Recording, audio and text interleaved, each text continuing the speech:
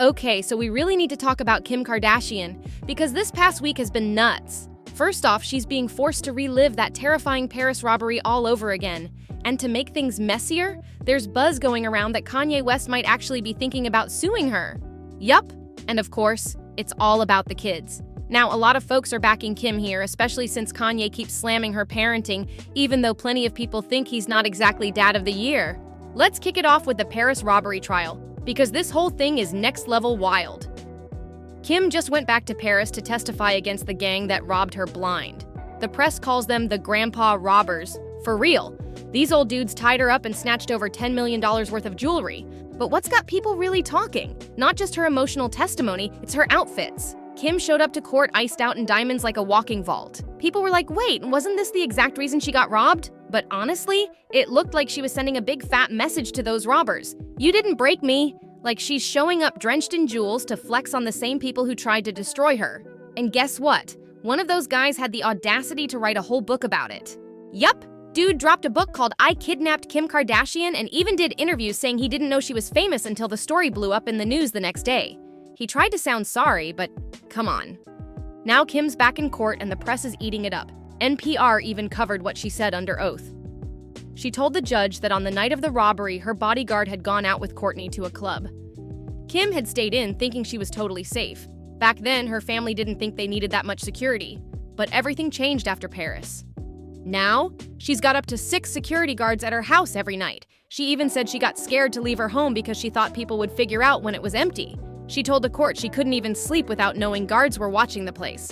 And get this, while they were still in Paris, her home in LA got robbed too. That's nightmare level stuff. And in the end, 8 guys got found guilty, but most of them won't spend much more time locked up. Why? Because they're old, sick, or already did some time. It's insane.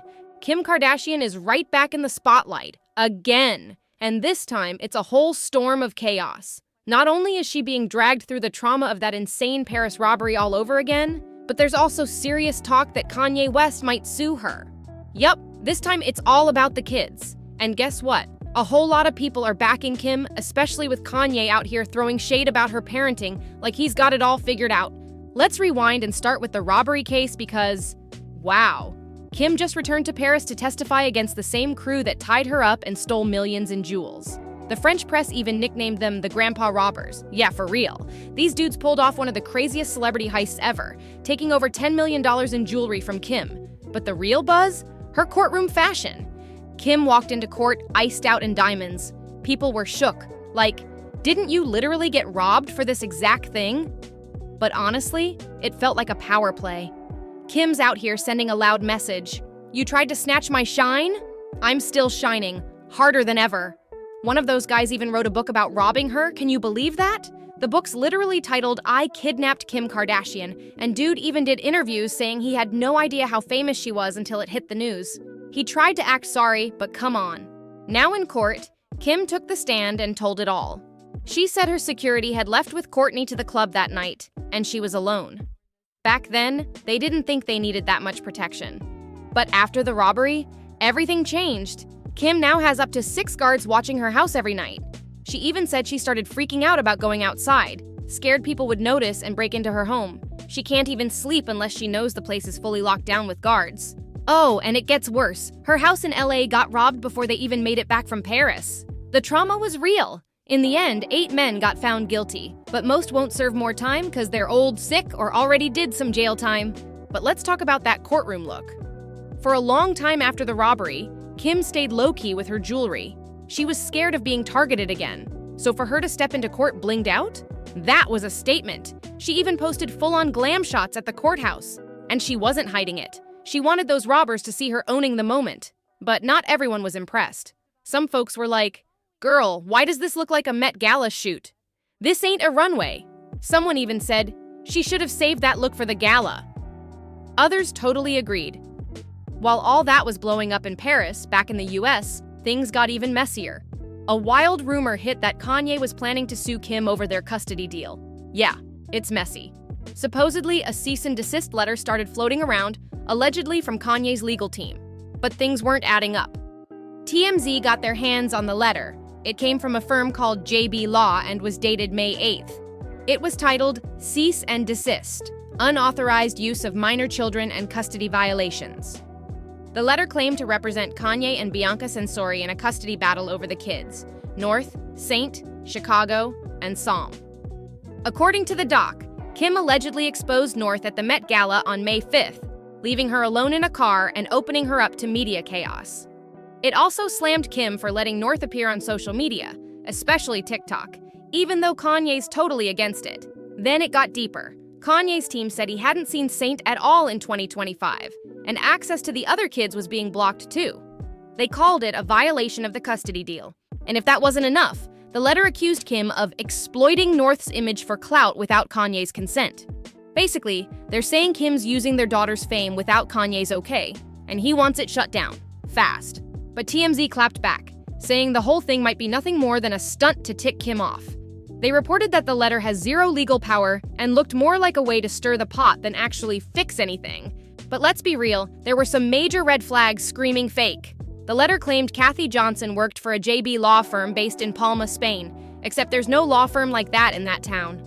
There is one with a similar name in the Canary Islands, but their website is dead, and the phone line doesn't even work.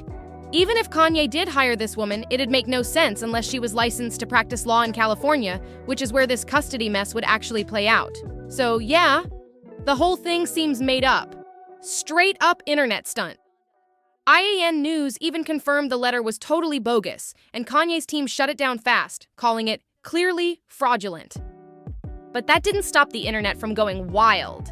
People really started thinking Kanye was about to go full beast mode and drag Kim into a messy custody battle. And here's why some folks bought it.